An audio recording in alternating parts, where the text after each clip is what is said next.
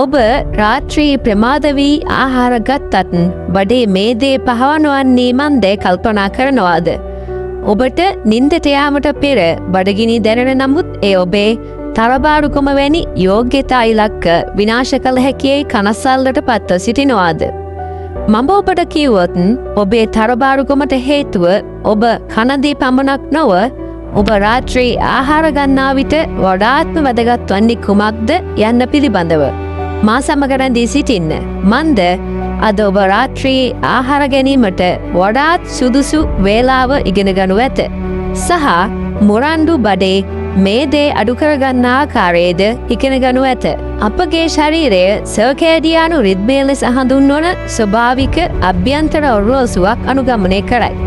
රාත්‍රියේදී ඔබේ පරිවෘත්තීය ක්‍රියාවලිය මන්දගාමී වන අතර ඔබේ ශරීරයේ ආහාර දිරවීමට නොව විවේකයට සූදානම් වේ.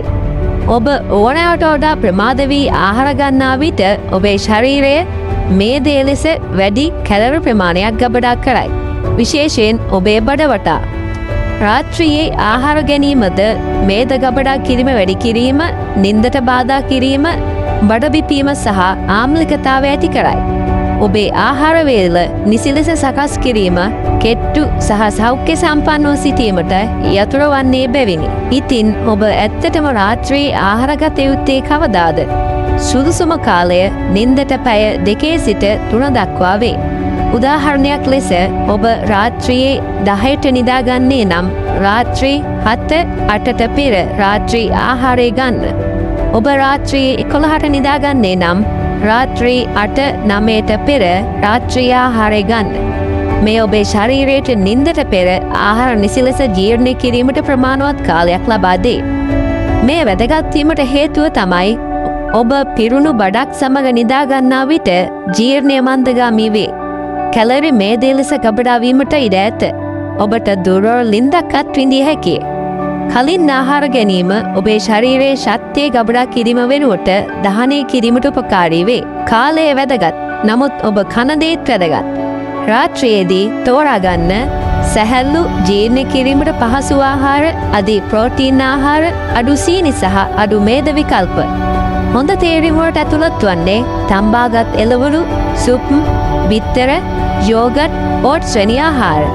බැදපු ආහාර, සීනි සහිත කෙටි ආහාර, අධික බත්තුව විශාල කොටස් භාවිතයෙන් වළකින්න. රාත්‍රියේ සැහැල්ලු ආහාර ගැනීම බඩේ මේදේ අඩු කිරීමට සහ නින්දේ ගුණාත්මකභාවය වැඩි දියුණු කිරීමට උපකාරී වේ. නමුත් ඔබට රැට බඩගිනි දැනෙනවා නම් කුමක් කළ යුතුද? කරදර නොවන්න. කුසගින්නෙන් පෙළීම විසඳුම නොවේ. ඔබට ආහාර ගැනීමට සිදුවොත් එය කුඩා හා සෞඛ්‍ය සම්පන්න ලෙස ලබා ගන්න. ගෙඩි අතලොස්සක්, කෙසෙල් වැනි පළතුරක්, උණුසුම් කිරි වීදුරුවක් සහ වඩාත්ම වැදගත් දේ නම් අත්‍යවශ්‍යම හේතුවක් මිස මධ්‍යම රාත්‍රියෙන් පසු ආහාර ගැනීමෙන් වළකින්න. මතක තබා ගන්න, කුඩා බුද්ධිමත් තේරීම් විශාල වෙනසක් ඇති කරයි. මෙන්න එයට ඉක්මන් උපදෙස් කීපයක්. නිතිපතා ආහාර ගැනීමේ කාලසටහනකට ඇලී සිටින්න. ආහාර ගන්න අතරතුර තිර කාලයෙන් වළකින්න. දිවා කාලයේදී ප්‍රමාණවත් තරම් ජලය පානය කරන්න. පැය 7-8ක ගුණාත්මක නින්දක් ලබා ගන්න. මෙම පුරුදු ඔබේ පරිවෘත්තීය ක්‍රියාවලියට සහාය වන අතර මේ දේ වැඩිවීම වැළැක්වීමට උපකාරී වේ. මේ ඔබට වඩාත් ප්‍රයෝජනවත් යයි හැඟුණේ නම් වඩාත් සරල සෞඛ්‍ය උපදෙස් සඳහා ලයික් කිරීමට, ෂෙයා කිරීමට සහ සබ්ස්ක්‍රයිබ් කිරීමට අමතක නොකරන්න. ඔබ සාමාන්‍යයෙන් රාත්‍රී ආහාරය ගන්නේ කීයටද? කමෙන්ට් එකක් දාගෙනම යන්න. නැරඹීම ගැන ස්තුතියි. නිරෝගීව සිටින්න.